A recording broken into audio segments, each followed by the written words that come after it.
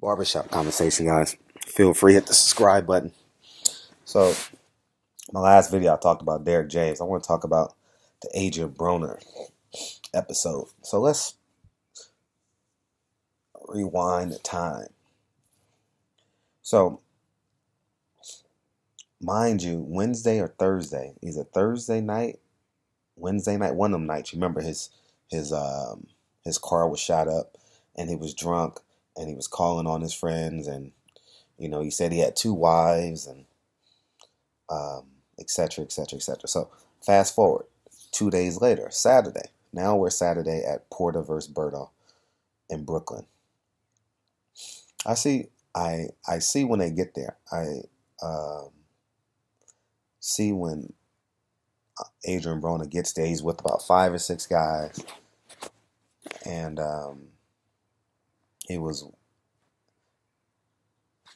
they check in. They hang out in the lobby area. So the Brooklyn Marriott has like an open floor plan.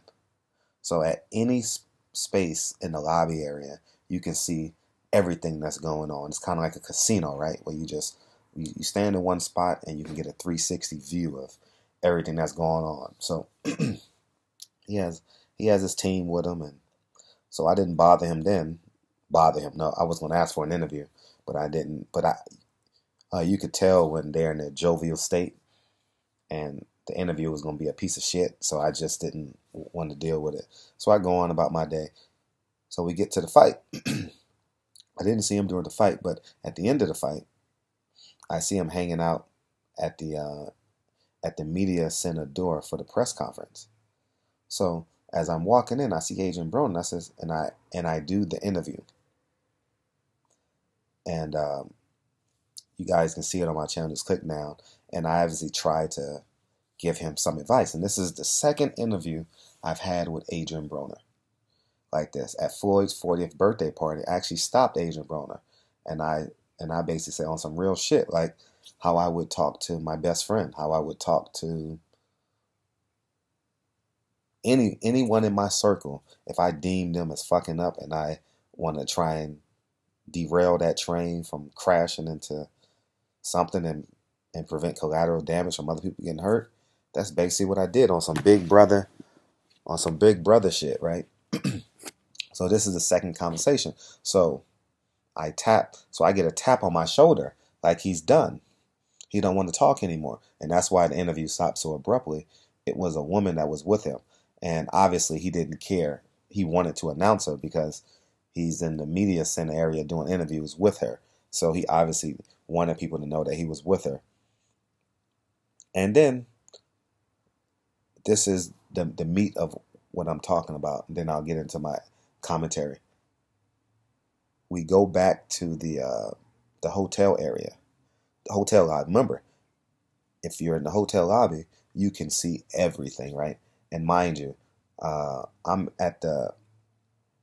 sitting in the lobby area on the couch because the porters had to go get stitches. They had to go get Sean had to go get stitches, and so everyone. So you see everyone coming in. You see the Chargos, he and his wife coming in. I guess they were going to have dinner, whatever the case may be. I see Andre Berto.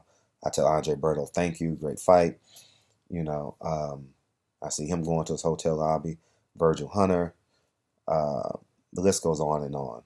And so I see Adrien Broner in the restaurant area with a beautiful woman, probably the second wife he was talking about. And the reason why I'm bringing this up is because he wanted people to know that he was with her.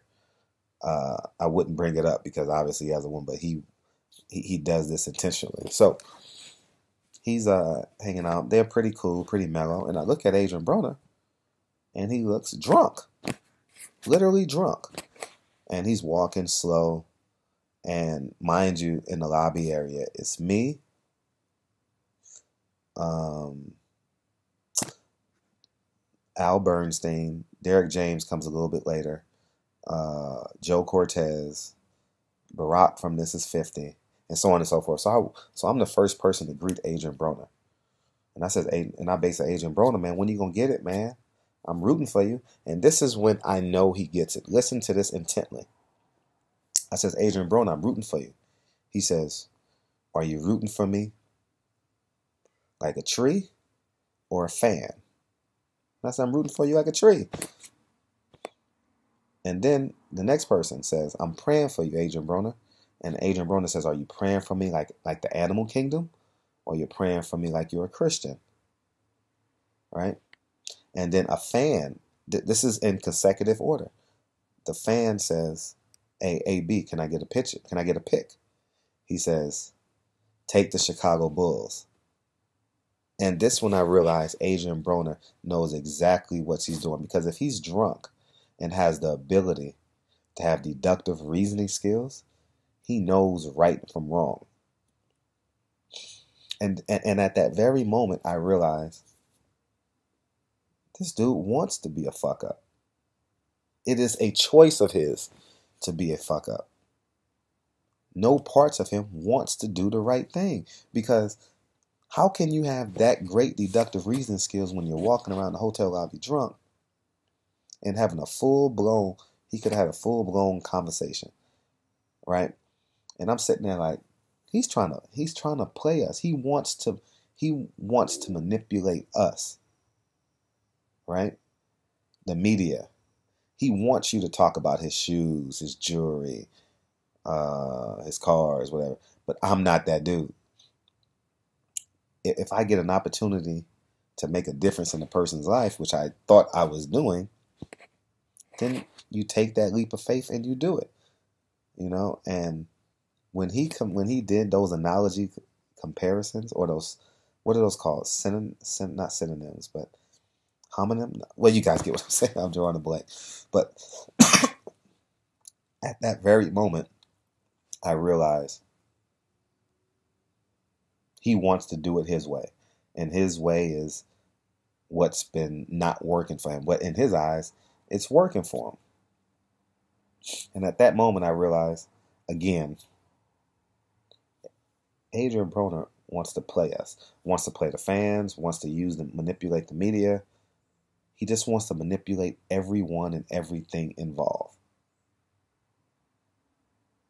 And it didn't bother me, but it gave me confirmation of what I see on TMZ, YouTube, other news media outlets. And every time I see that,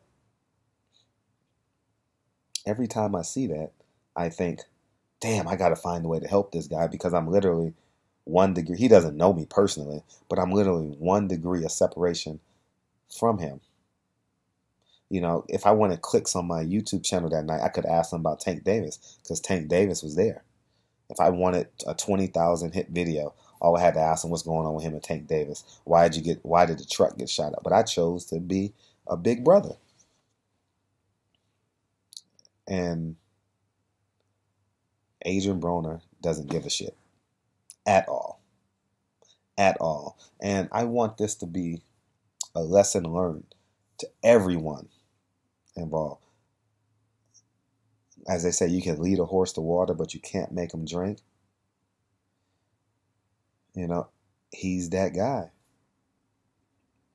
He reminds me of so many of my students, man, that felt like they had to prove themselves every day. And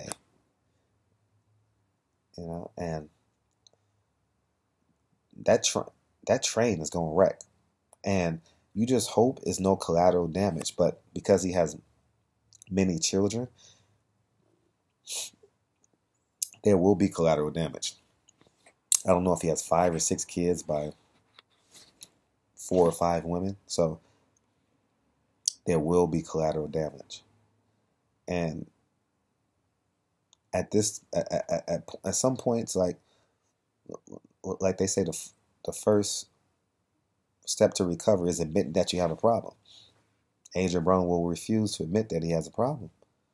And I don't want to embarrass or insult.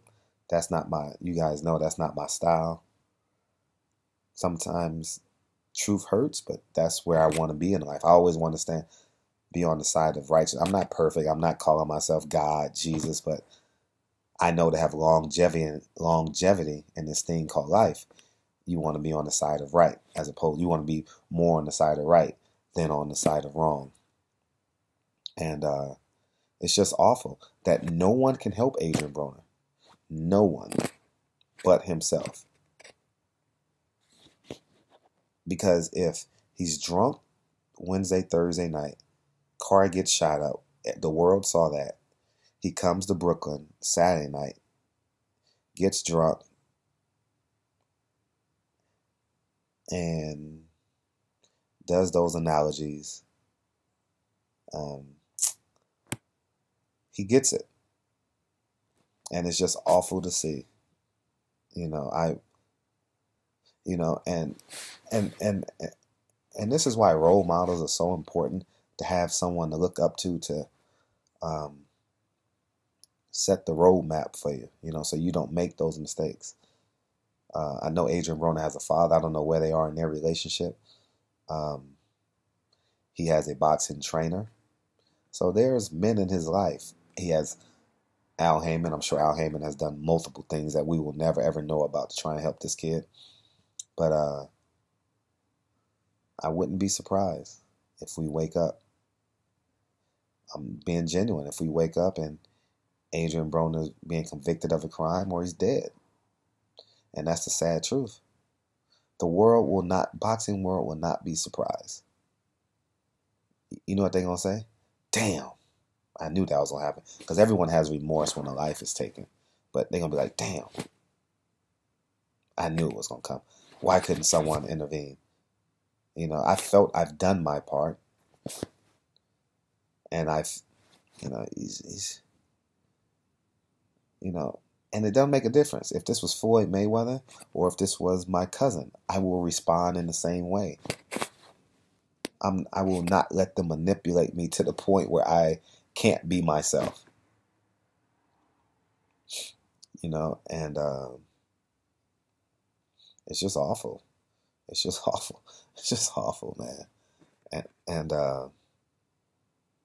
let this be a lesson learned to all of us, man. Try and help people at a young age, because when they grow up and they become grown like Adrien Broner, and he's the king of his little castle, he has no one. There's no checks and balances on his team. If I swear to God, I'm being dead ass honest with you guys. If I saw my friend drunk on Wednesday night, car shot up Wednesday, Thursday night, and he's drunk on Saturday night, I don't know what I would do, but there would be an intervention on my part. No bullshit. And my friends know this about me. You guys know I don't drink, I don't smoke, and but for him to have 5 or 6 friends with him, and him drunk 2 days later, I don't get it. I genuinely don't get it. So anyways, man, these stories are coming back to me. I got so many more stories I could tell. Not about Adrien Broner, but just about that week in New York.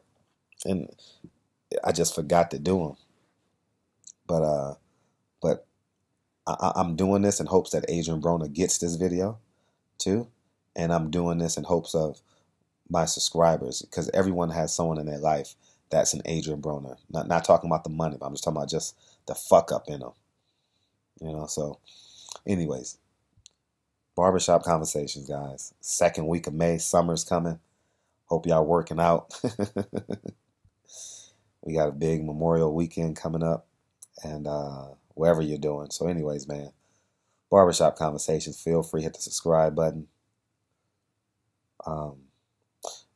They say prayer without works is dead. So it gets to the point, even if you prayed for Adrien Broner, it wouldn't work. But your grandma's gonna keep on praying. But I mean, is it faith without works is dead, or prayer without works? Faith without works is dead. I'm sorry, but it's just awful to see how he knows what he's doing.